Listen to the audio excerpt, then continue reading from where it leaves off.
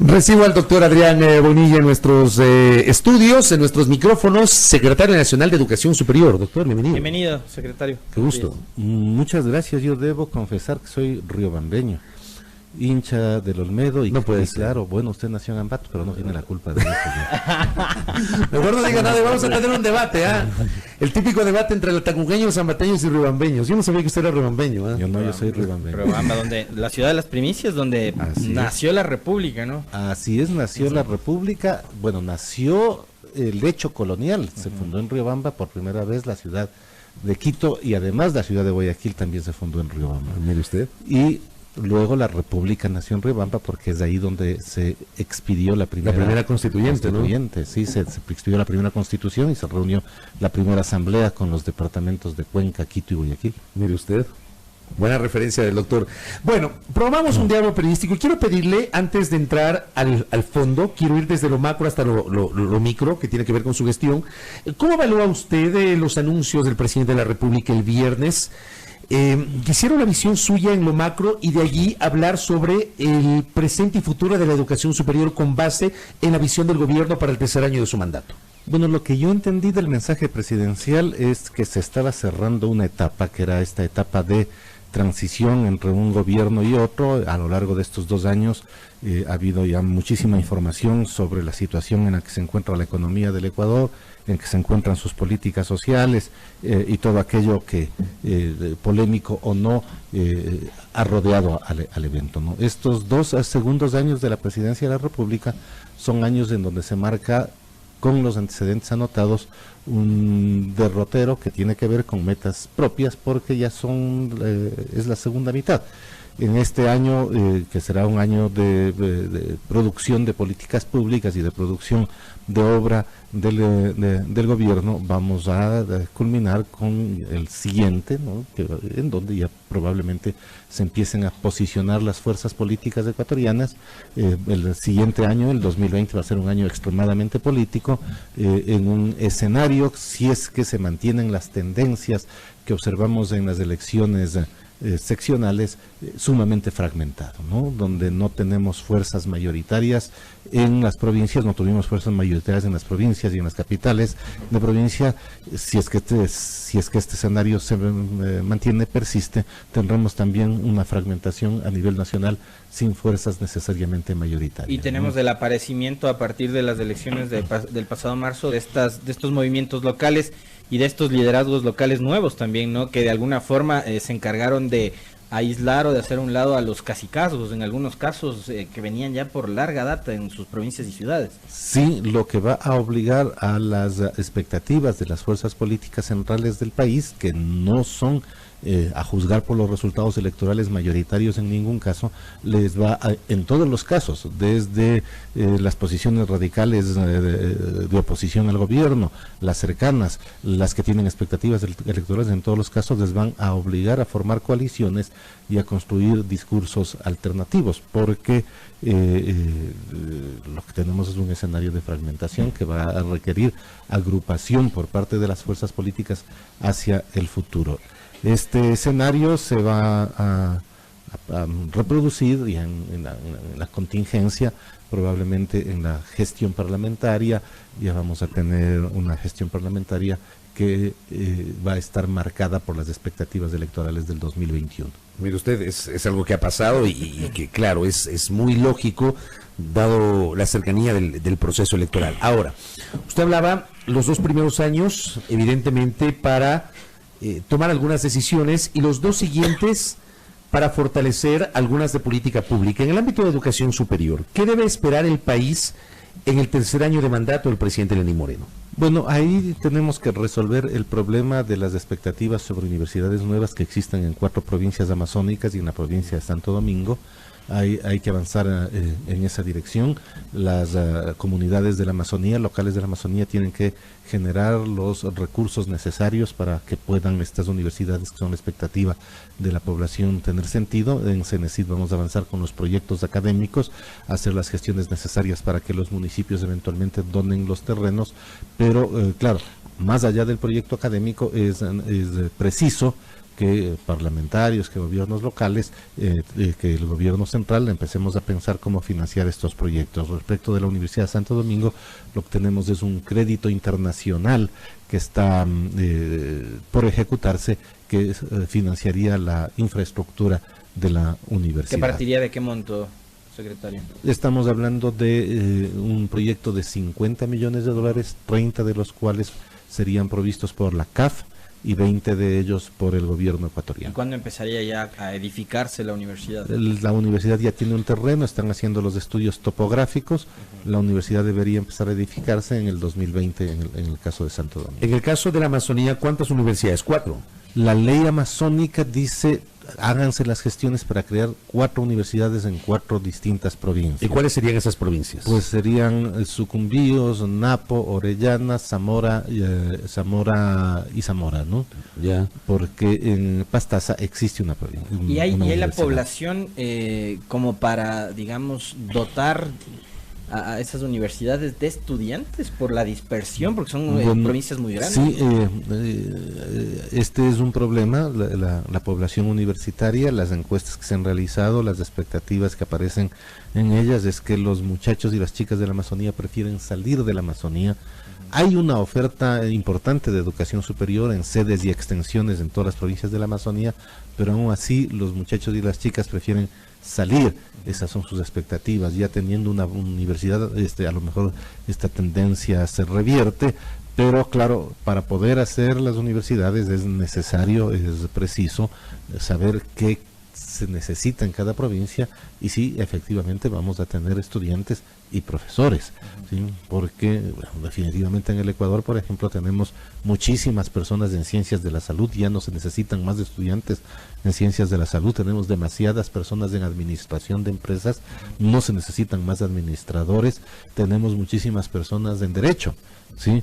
Y hay otras profesiones, en ciencias de la salud, por ejemplo, especialidades médicas y de enfermería son necesarias, pero tenemos muy poca oferta de las universidades y tenemos profesiones que tienen que ver con medio ambiente, con biodiversidad, con bioingeniería, en fin, que requiere el país, pero donde no tenemos una gran oferta, ni tampoco son profesiones que tienten mucho a los estudiantes. Y con esa lectura que usted acaba de hacer, secretario, por ejemplo, la Universidad de Santo Domingo, por la ubicación, digamos, por las virtudes que tiene esta provincia, me imagino yo que estará enfocada a carreras más técnicas también, ¿no? Sí, pero la Universidad de Santo Domingo es de otra naturaleza, porque estamos hablando de la tercera ciudad más poblada del país a partir del año 2019.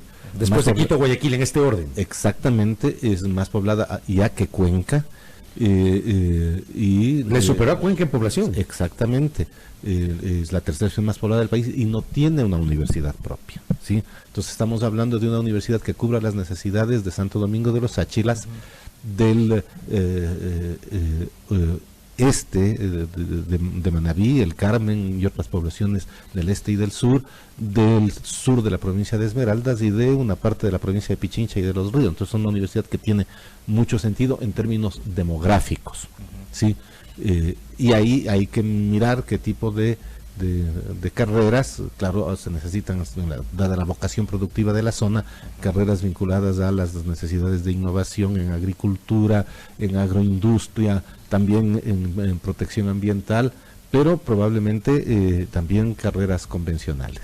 Y claro, y ahí también, me imagino yo, habrá mucha gente, población que opte ya no por la migración hacia Quito y Guayaquil o Manabí para estudiar, sino quedarse en Claro, Santo porque Domingo. la tendencia de Santo Domingo es la de ser, siempre ha sido, así que se construyó la ciudad desde la década de los 50, años 60, una ciudad que recibe migraciones, no que necesariamente expulsa. De hecho, una ciudad que está recibiendo mucha migración de los hermanos de los países de Colombia y de Venezuela. Ahora, más allá del tema universitario, de las universidades, este gobierno también hizo un anuncio en su momento que era la creación de, ¿cuántos eran? 40 y pico institutos tecnológicos a nivel nacional. ¿Se ha avanzado, ha madurado esta iniciativa? Sí, a ver, se trata de 44 institutos que tienen que clasificarse entre institutos nuevos e institutos repotenciados más otros que ya están funcionando plenamente. ¿Sí? Este proyecto está financiado por el Banco Europeo de Inversiones y por el Banco Mundial, y las construcciones de las nuevas edificaciones, que son alrededor de 20, comenzarán ya en el segundo semestre de este año 2019.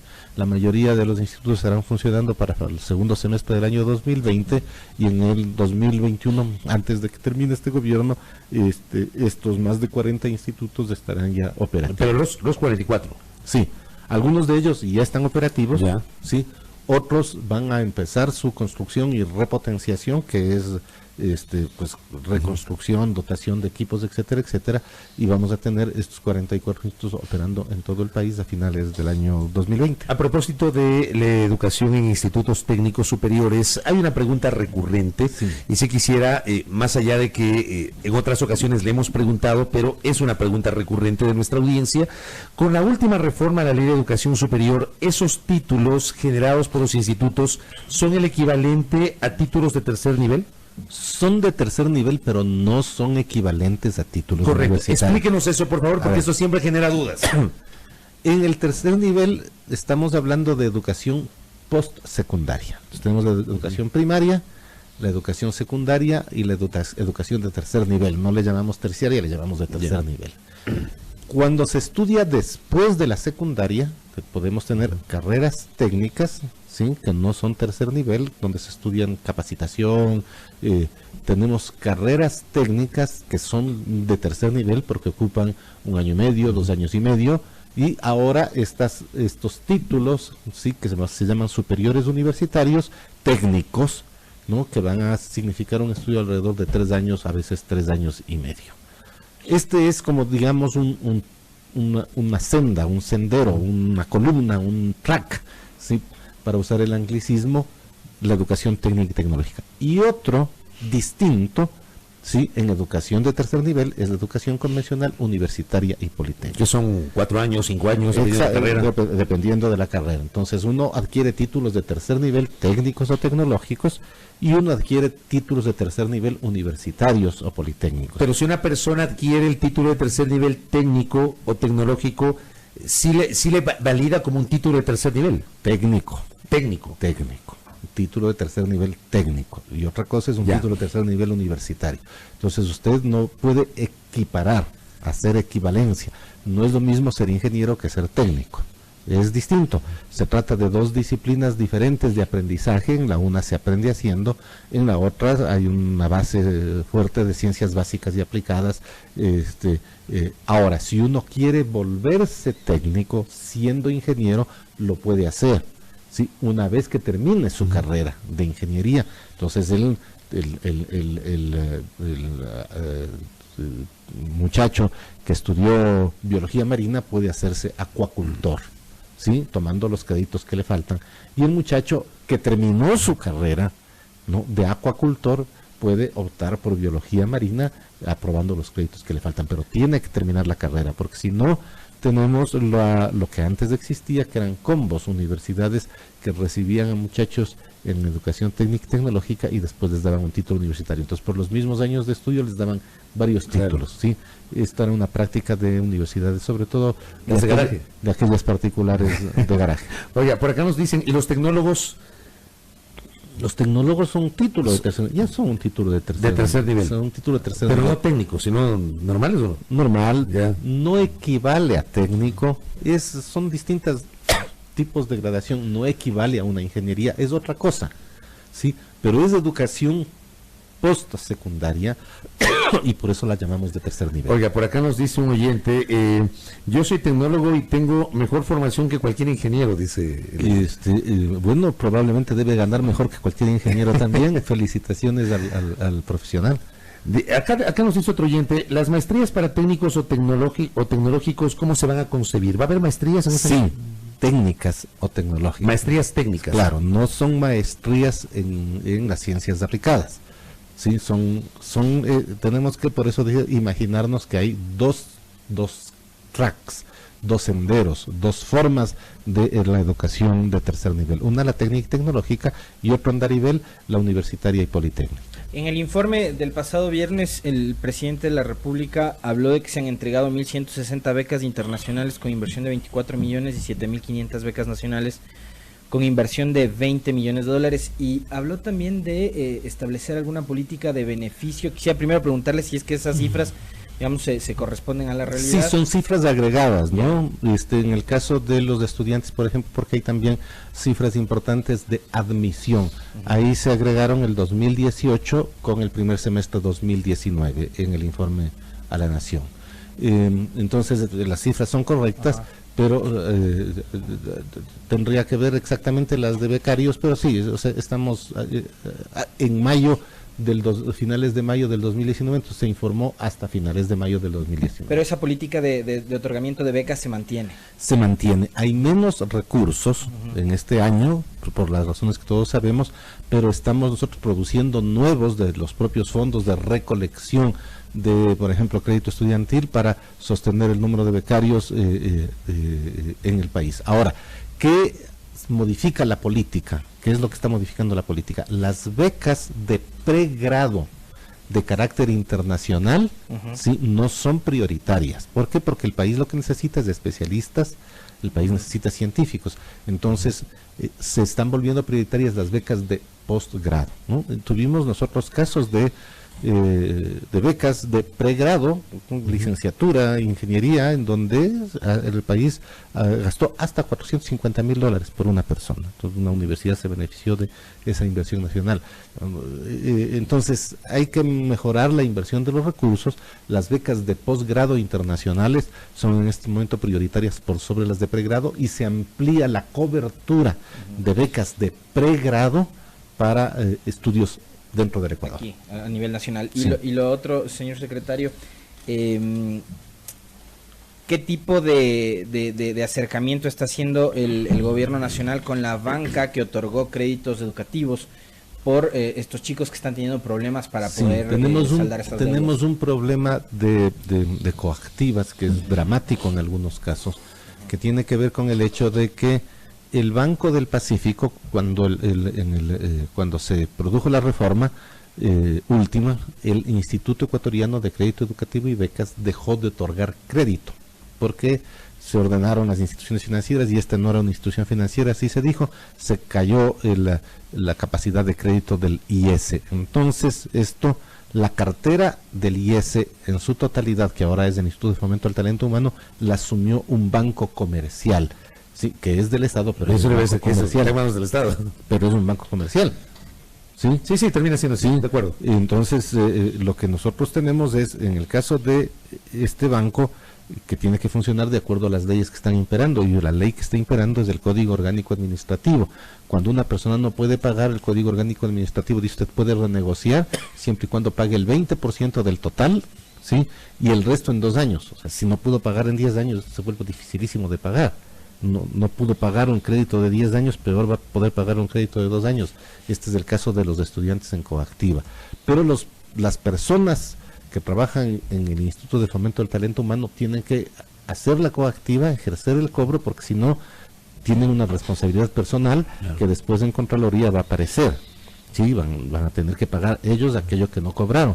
Entonces, ahí hay un círculo. ¿Qué es lo que nosotros estamos gestionando con la banca pública ecuatoriana y con la Presidencia de la República, y luego tendremos que gestionarlo en la Asamblea? Bueno, en primer lugar, una reestructuración del crédito.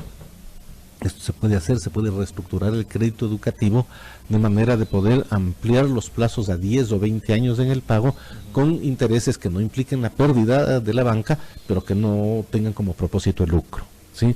Este es un primer instrumento. Un segundo instrumento es la posibilidad de condonación de estos intereses, que esto requiere un acto legislativo y una propuesta que tiene que venir del Ejecutivo.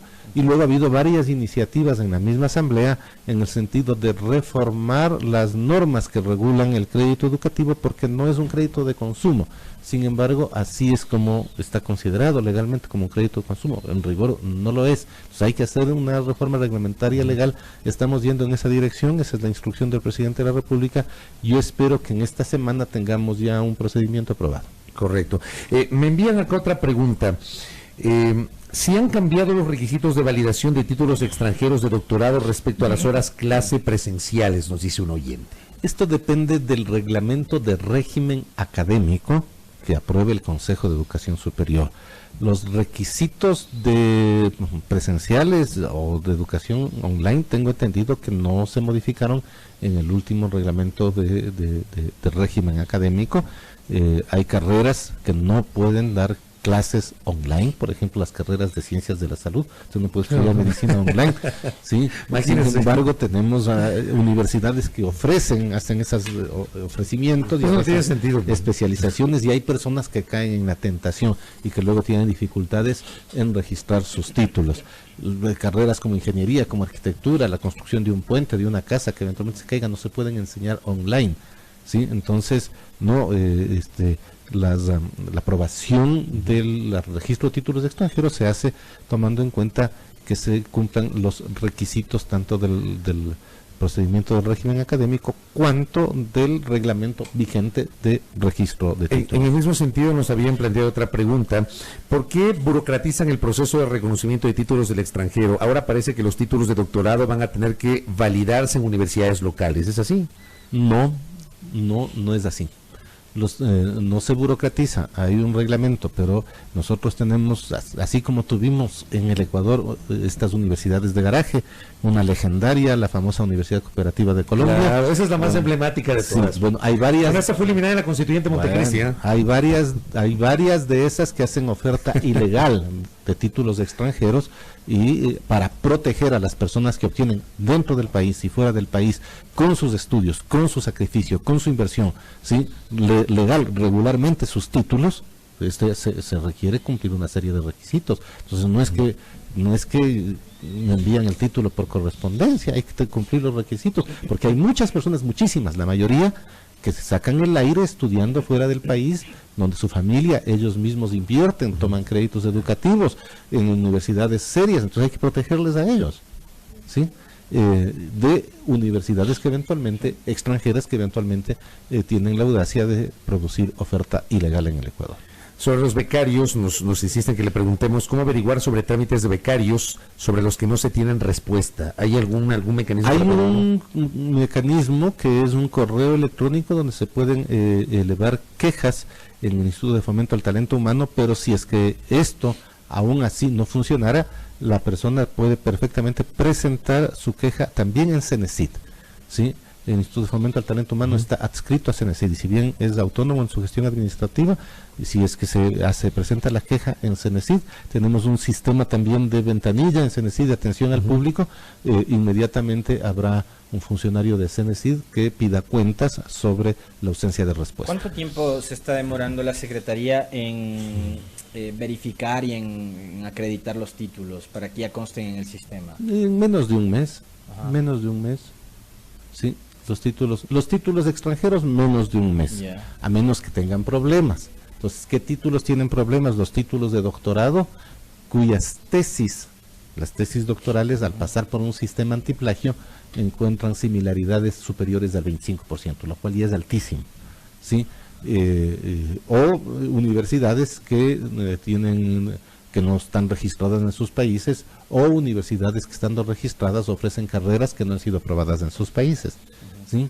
Entonces se registran incluso unos títulos que no tienen validez académica en España y tampoco en el Ecuador, que se llaman títulos propios. Se los registra como título propio, que no le otorga a la persona ningún tipo de privilegio académico.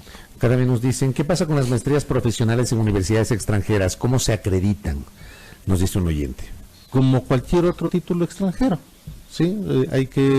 Básicamente hay que traer los documentos del extranjero, todos tienen que venir apostillados, porque la apostilla significa que el título o que el documento existe, es auténtico. Esto es lo que un gobierno extranjero, cuando la apostilla un título, dice, ¿no? O sea, el funcionario público dice, esto que yo tengo acá es un título auténtico. Entonces, todos los títulos tienen que venir apostillados, tienen que traer básicamente las notas de la carrera. Ahí están las horas que tomaron, en fin. Son esos 3 requisitos básicamente, si fue en línea, si fue presencial. Ajá. Entonces, todos los títulos tienen que venir apostillados, tienen que traer básicamente las notas de la carrera. Ahí están y las horas que tomaron, en fin. Son esos 3 requisitos básicamente, si fue en línea, si fue presencial. Oye, ¿qué cantidad de personas que están escribiendo nos va preguntando? Porque son temas de interés. Nos preguntan acá si todas las carreras, todas las universidades con carreras sociales en línea son ahora reconocidas, nos pregunta. A ver, lo que la ley nos dice es, un título extranjero puede registrarse siempre y cuando, uno, la universidad extranjera sea legal en el país de origen, esté acreditada. Yeah. Por ejemplo, tenemos una universidad Atlantic, creo, ¿no? Claro, puede ser Mickey Mouse, cualquiera de estas, en Hawái, que no está acreditada. Entonces, no podemos reconocer nosotros el título de una universidad que no está acreditada en el país, en el país de origen. Segundo requisito, la carrera que ofrecen, ¿sí?, es una carrera legal, reconocida y acreditada en el país de origen. Entonces, por ejemplo, si viene un estudiante boliviano al Ecuador y estudia medicina de la Universidad de Cuenca, es una carrera que ha sido aprobada por el Consejo de Educación Superior, tiene que esta carrera constar como aprobada. Esto se verifica facilísimo porque todas las instancias acreditadoras de todos los países del mundo, desde el más grande hasta el más chiquito, tienen esto en internet, así que eso se verifica facilísimo ese necesidad. Entonces, uno, que la universidad sea legal; dos, que la carrera sea legal también; y tres, que los requisitos académicos sean similares, no exactos, similares a los que en el Ecuador existen para una carrera. Entonces, secretario, hay una inquietud de un oyente a propósito de una reforma que había sido planteada por la ex vicepresidenta de la Asamblea, Viviana Bonilla, que tiene que ver con el costo de las maestrías y los doctorados en el país. ¿Hay alguna posibilidad de que vía reforma legal los costos de los posgrados en el Ecuador puedan ser regulados, normados? Esa capacidad de regulación la tiene el Consejo de Educación Superior. El Consejo de Educación Superior aprueba los presupuestos de los proyectos de posgrado y ahí se encuentran normalmente las tasas, las matrículas. Entonces, el Consejo de Educación Superior puede regular, puede aprobar o no aprobar, haciendo un estudio económico. En realidad, la asambleísta ha presentado esta ley, pero la posibilidad de regular ya existe. ¿Pero por qué no se lo hace? ¿O sí se lo hace? Bueno, en teoría, cada proyecto de posgrado es aprobado por el Consejo de Educación Superior con presupuesto y todo. Pero imagínese, una maestría de $16,000 no es demasiado para la economía ecuatoriana. Es posible, pero es posible también que haya gente que pague esa cantidad. O sea, debe ser, pero no son todos, pues. De la minoría, tal vez. Una élite tal vez pueda pagar $16,000. Sí, no es el costo de las universidades públicas, ¿no? No, en el sector público sí, no. Pero en el sector privado sí. Pero las universidades públicas que tienen muy buenas maestrías, muchas de ellas bastante mejores que las de las universidades particulares, en algunas disciplinas, no tienen esos costos, ¿sí? Pero la posibilidad de regular está en el Consejo de Educación Superior, y si es que la idea es que se regule, la exigencia de esa regulación debería dirigirse a esa entidad. Acá nos preguntan también si el CENESID, yo entiendo que es así, pero le pregunto igual a nuestro invitado, tiene un registro de universidades internacionales acreditadas para chequear, es importante eso antes de inscribirse. Ustedes tienen, ¿no? En la web, claro, por supuesto, tenemos eso, y si es que no está en una lista que sirve para el trabajo que nosotros tenemos, esto es facilísimo. Sí, entonces usted tiene las universidades de Ruanda en el organismo que regula la educación superior en Ruanda, todas ellas. Sí, no hay manera, no es un misterio. Sí, todas las universidades del mundo tienen publicadas su registro, su acreditación en los países en donde operan. Correcto.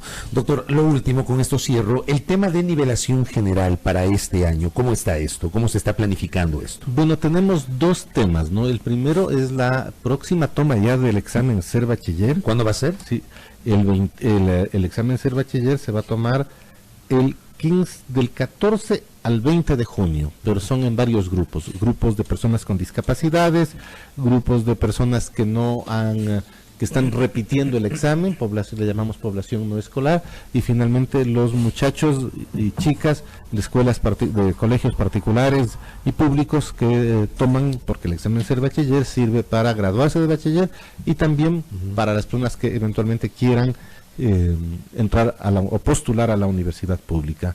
Vamos a tener 224,000 personas, 225,000 en realidad personas, que van a tomar el examen, ser bachiller. De ellas, 97,000 son personas que lo vuelven a tomar, población no escolar, y 127,000 son personas que están en los colegios secundarios. Los que las vuelven a tomar son aquellos que se graduaron pero no accedieron, no tuvieron el puntaje para acceder a una universidad pública. Por ejemplo, o personas, no solamente que lo vuelven a tomar, o personas que no lo tomaron en el pasado y que lo quieren tomar esta vez. Pero el examen sigue sirviendo tanto para graduarse del colegio cuanto para ingresar a la universidad. Para postular a la universidad pública, ¿no?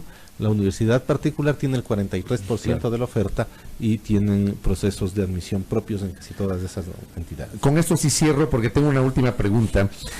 Nos escribe un oyente y dice, los graduados de la universidad ya no son licenciados en contabilidad sino contadores. No son doctores sino médicos. ¿Cuál es el cambio y el motivo? ¿Es así? ¿Cómo dice el oyente? No es así. Los licenciados en contabilidad siguen existiendo y el título de médico, o sea, lo que pasa es que el doctorado que se ofrece en Derecho y en Medicina es un doctorado de tercer nivel, que es para mantener la tradición desde la reforma de la ley en el año 2010. No es un doctorado equivalente al de PhD. Sin embargo, para las personas que son especialistas y para los muchachos y chicas que están estudiando sus especialidades médicas, la buena noticia es que en el reglamento de la Ley de Educación Superior se reconoce como título de cuarto nivel equivalente a PhD para efectos de ser profesor universitario, solo para efectos de ser profesor universitario, las personas que han cursado especialidades médicas durante más de 3 años y han hecho un trabajo de investigación para graduarse. Ya, y con esto sí cierro. Qué barbaridad, qué cantidad de preguntas. ¿Cómo se regula la competencia desleal, nos dice un oyente, de ciertas universidades online, si comparamos, por ejemplo, con las universidades presenciales? Se ha dicho que hay universidades online que otorgan títulos reconocidos justamente, pero el tiempo es inferior, el tiempo de estudio es inferior al de las universidades presenciales, a nivel de maestrías, por ejemplo. Hay el caso de una universidad que tiene numerosos estudiantes que en estos momentos está tratándose en el Consejo de Educación Superior. La entidad competente para dar cuenta de esta posibilidad es el Consejo de Educación Superior. Hay un caso, lo están tratando, están generando información. Hay insatisfacción por un lado de las universidades locales, pero por otro lado hay muchísimas personas que están alrededor de esta universidad. Claro. En fin, es un caso sensible, ¿no?, que hay que trabajarlo dentro del más estricto sentido de la ley. Doctor, gracias por el tiempo. Muy amable, gracias. Muy interesante diálogo con Adrián Bonilla, secretario nacional de Educación Superior, y mucha interacción en nuestra audiencia con inquietudes respecto de los temas de las universidades e institutos tecnológicos. No le hemos preguntado sobre el tema de si sigue o no sigue como secretario de Educación Superior. Bueno, está aquí presente, ¿no? Sigue, ¿no? Sí, pero por el tema de la renovación del gabinete que hablábamos hace un momento. Creo que no le han dicho que no sigue. ¿Ah? Pero no es a mí a quien tiene que dirigir la pregunta. Claro, señor presidente. Nos decía fuera de micrófonos del secretario, pero digo por lo que se especula. Claro. Va a haber cambios, todos ¿no? los ministros, todo el gabinete han presentado la renuncia días atrás.